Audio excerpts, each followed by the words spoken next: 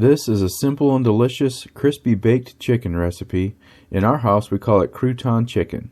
Here's how I make it. First thing I'm going to do is get the oven started. I'm going to set that at 425 degrees. I'm going to start out by making the breading for the chicken, and that is going to consist of these seasoned croutons. Any decent croutons are going to have a significant amount of seasoning and oil in the croutons. And all that needs to be done is to pour some of them into a food processor and grind them up into a powder, and you got yourself a perfectly seasoned breading. Now you could use panko breadcrumbs or any other kind of breadcrumbs and try to get the seasoning right and try to get the oil mixture right, but this just seems to be a foolproof breading every single time. Next, I'm going to prepare the pan for the chicken. I'm just going to use a big aluminum sheet pan here, and I'm going to line it with parchment paper. I find that parchment paper is superior to aluminum foil in almost every single way for cooking in the oven. I almost never put aluminum foil underneath anything anymore.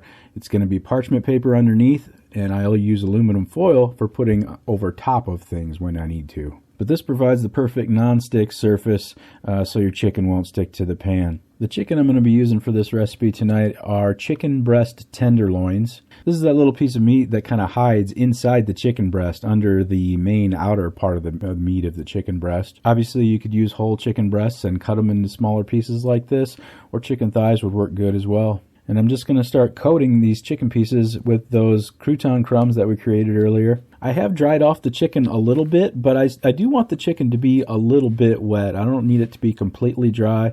It helps if it's a little bit wet so the croutons will stick to the meat.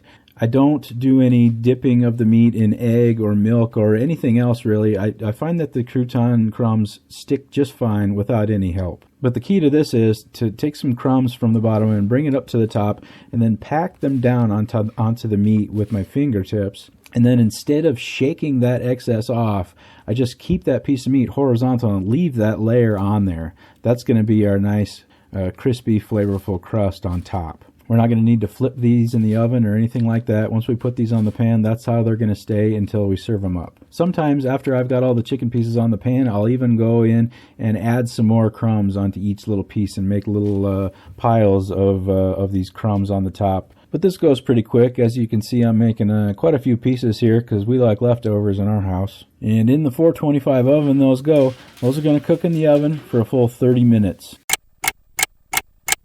And 30 minutes later, here's our crouton crusted chicken. As you can see, the breading has browned up nicely on all the top and sides, and the underside is browned as well. You get some good browning with that parchment paper. And with this crouton crust, there's no additional seasoning needed. The seasoning that was on those croutons is already the perfect amount of seasoning. Gives this chicken a lot of flavor. And that crouton coating really sealed in that chicken. That's some moist chicken in there. You'll see that in a minute here when I plate it up. And tonight we're eating this crouton chicken alongside some butternut squash risotto and green beans. Check the description for a link on how to make that butternut squash risotto. As you can see, the chicken is tender and juicy on the inside, and it's crispy and flavorful on the outside. But that's my recipe for crouton chicken.